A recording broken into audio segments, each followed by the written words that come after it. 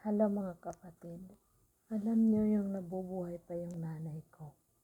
Ito talaga ay hindi namin alam na ginugulay po pala ito. Ito po ay, ayun yung saluyot po.